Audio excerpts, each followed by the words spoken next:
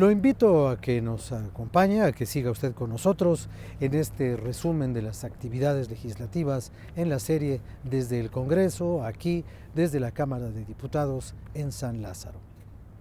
La evaluación debe ser obligatoria y debe evaluar todo el sistema educativo nacional. El sistema de evaluación nacional, en cambio, debe atender a la necesidad que tenemos de conocer cómo está la situación en cuanto a al desempeño de los alumnos, al desempeño de los maestros, también al desempeño de todo el sistema educativo referente a infraestructura física, a cuestiones de planes, programas y contenidos. Todo se debe evaluar a fin de que la persona objeto de todo nuestro esfuerzo para educar, que es el niño o la niña que está en cualquiera de las escuelas de educación que imparte el Estado, pues sea mejor, tenga un mejor futuro y pueda seguirse desarrollando, resolver su vida con esta instrucción y tener una aportación al desarrollo nacional contundente. Nosotros pensamos que por supuesto que se debe evaluar también el desempeño del maestro, por supuesto que esto tiene que ver con evaluarlo para darle una mejor oportunidad de ser un mejor maestro, y no de manera punitiva ni mucho menos, simplemente que podamos recuperar la mayor de las ventajas que tiene nuestro país, que es la gran planta docente que tenemos ya instalada, y simplemente mejorarla, hacer un esfuerzo tremendo por hacer que nuestros maestros y maestras sean todavía muchos mejores. Esperemos que, además de esta evaluación que ya se hace, pero que se va a hacer de manera obligatoria a partir de la posible aprobación de todas estas leyes secundarias, podamos tener, y compartimos mucho la opinión con el representante del Partido Verde, establecido que entre otras de las cosas que pretendemos resolver es el tema de las cuotas escolares. A mí, en mi distrito, y ahora como diputado veo que es un tema generalizado, me preocupa mucho que a un niño de escasos recursos no se le permita estudiar simplemente porque no paga una cuota, que en Nuevo León no son menores, a veces llegan a ser hasta de 2,000 pesos por ingresar a una secundaria pública, lo cual me parece totalmente discriminatorio. Bueno, en principio, y dando continuidad, ahora lo que se conforma es un instituto federal, ya no es una comisión, y habrá sí una comisión que sea la que esté regulando y esté auditando las participaciones de quienes hoy puedan invertir en el proceso del apagón analógico, que dicho sea de paso, con una falta de información a la población, tuvo sus desajustes en la franja del norte del país, particularmente en una ciudad como Tijuana. Nada más lo hicieron ahí, ¿no? Lo que sucede es que ahí iniciaba, Claro. Y particularmente para el año 2015, si nos vamos, debería el 31 de diciembre del 2015, este apagón analógico deberá de estar ya concluido, deberá de estar ya terminado, y para eso todo un proceso de inversión. Yo creo que todas las modalidades, y aparte esta 62ª legislatura se ha caracterizado, o creo que así nos podrán llamar en un futuro, como la legislatura de las reformas. Y qué bueno que se da en un marco de la mala información que hoy en nuestro país tenemos. En muchas de las ocasiones, gracias a lo que ya se mencionaba, gracias a los monopolios, en donde hoy la intención es de que estos se rompan, de que haya en principio una participación tanto de la iniciativa privada como de la propia, de los recursos públicos, de que nos permita poder llegar a los diferentes, digámoslo así, a los diferentes países que tenemos en una República Mexicana, donde hoy, si nos vamos al sureste, Oaxaca, con más de 570 municipios o 570 municipios, si nos vamos a Chiapas, y si nos vamos a algunos otros estados, el proceso de comunicación no existe. Y si hoy vemos los programas entre las televisoras o las radiodifusoras que tenemos en el país, pues muchas de las ocasiones el tipo de contenidos que se tienen no es para la población la cual está en este momento viéndola. ¿En qué consiste esencialmente la propuesta del PRD y en general de las fuerzas progresistas?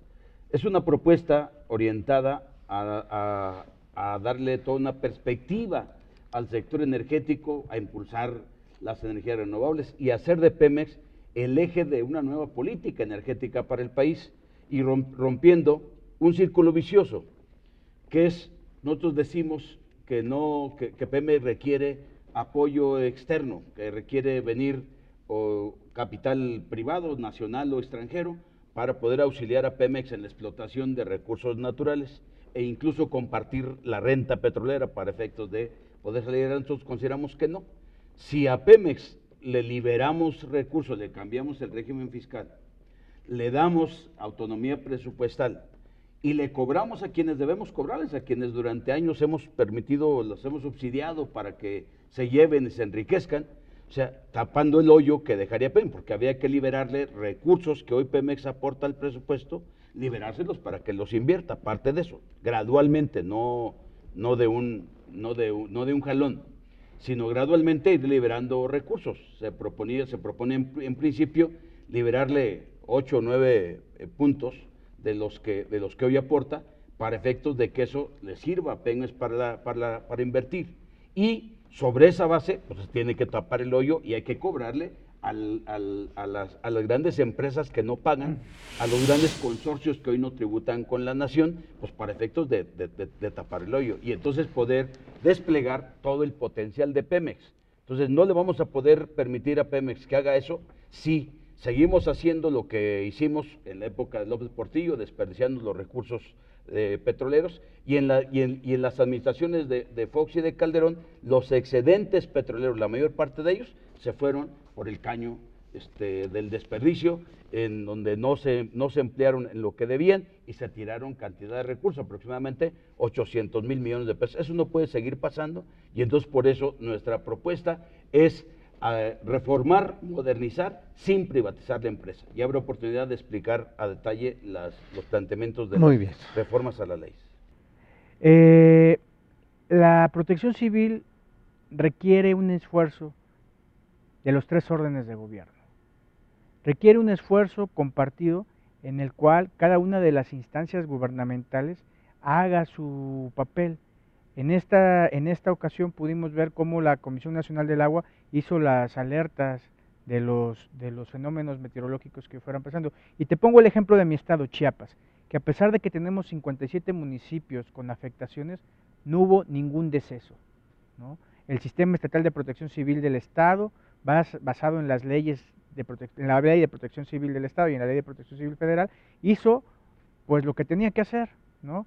Evacuar a la gente, mover las brigadas correspondientes, alertar a los municipios, y con esto podemos decir que en Chiapas, pese a los graves daños que hubieron, las devastaciones que hubieron, que siempre nos afectan las cuestiones carreteras, cuestiones que tienen que venir luego reconstrucciones, hubo saldo blanco. También puedo decirte que el momento ahora, ya se dio la afectación, viene la reconstrucción. Y aquí es donde nosotros, como Poder Legislativo, tenemos 3 funciones: legislar, aprobar el presupuesto y obviamente fiscalizar el ejercicio de este mismo presupuesto.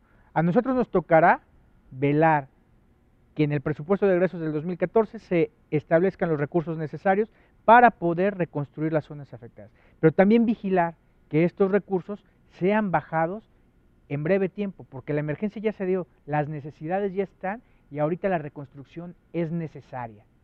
No podemos esperar grandes tiempos, los estados no pueden esperar grandes tiempos, ni los municipios, ni los ciudadanos, mucho menos, para que estos recursos bajen y se empiecen a entender las emergencias y se empiecen a comunicar los pueblos con las carreteras y con las diferentes obras que han quedado devastadas.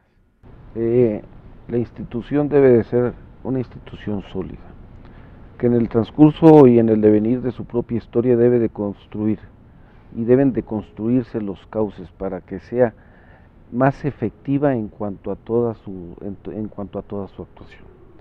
El tema está que en el 2006 se permitió lo que no se había permitido desde el año de 1990-91 con la reforma constitucional y la reforma legal y la propia instauración del Instituto Federal Electoral después de el ejercicio de 1977 de Jesús Reyes Heroles y el rompimiento que tiene la legislación de 1987 con esa tendencia que venía ya construyéndose de hacer de México un país democrático, la plena participación de todas las fuerzas, de las mayorías y las minorías.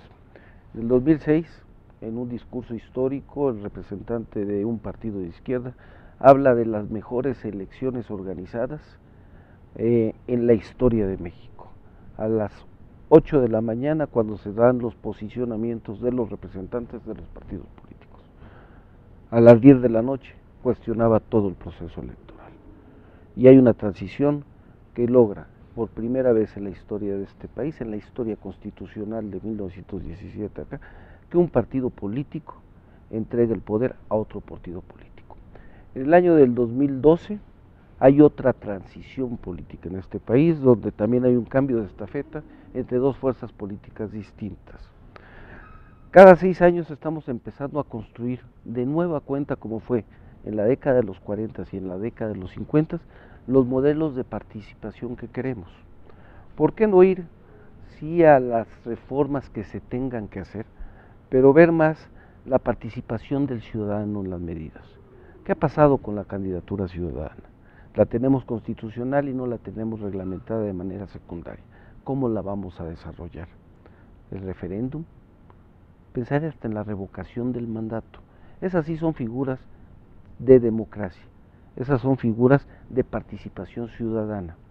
Y al Instituto Federal Electoral tratar de cubrirlo con los elementos mínimos indispensables y que sea la autoridad autónoma encargada. Los incrementos al IVA que no se cobraban, como es en el caso de hipotecas, casas habitación, colegiaturas, las rentas, el IVA en frontera. Para nosotros todo lo que viene siendo incremento en IVA es retrógrado, desinhibe el consumo y va a traer problemas económicos al país. Yo creo que deberíamos de derogarlo, sobre todo porque se está pensando en esta reforma, que al aprobar la energética va a disminuir el ingreso del gobierno producto de las utilidades de la riqueza energética, que ahora se van a compartir. En su discurso decía el presidente, contratos de utilidad compartida. Entonces, esto crea un hueco en las finanzas públicas que hay que llenarlo con más impuestos. Nosotros somos de la idea, como partido, de que todo lo que sea de IVA debe ir para atrás, porque es un impuesto retrógrado, no es progresivo, y los que vienen de limitar la consolidación fiscal, bolsa de valores y reparto de dividendos, se deben de mantener para acrecentar la captación de recursos. Se nos acusa, y con justa razón, de que México es un país de privilegios para los sectores de altos ingresos, paraíso fiscal, y eso pues hay que terminarlo, y estas propuestas van en ese sentido y creo que hay que aprobarlas, ¿no? Es un balance negativo. La fracción de Movimiento Ciudadano considera que ha habido leyes regresivas, que hemos retornado a etapas ya superadas, a estadios ya superados. Es retornar incluso en algunas leyes hacia el porfirismo, como esta de terrorismo, como la propia reforma política, en donde solo se evidencia el reforzamiento y sobre todo la fortaleza de la plutocracia y de la partidocracia. Hubo un proceso muy accidentado.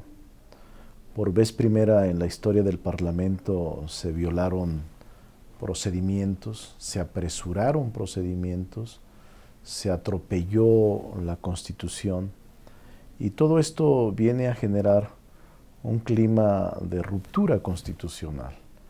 El hecho de haber aprobado leyes tan nefastas para el país, creo que colocan el año 2013, ya esta legislatura, en el año de la tristeza, en el año de la ignominia, en el año del saqueo que ha sufrido nuestra nación.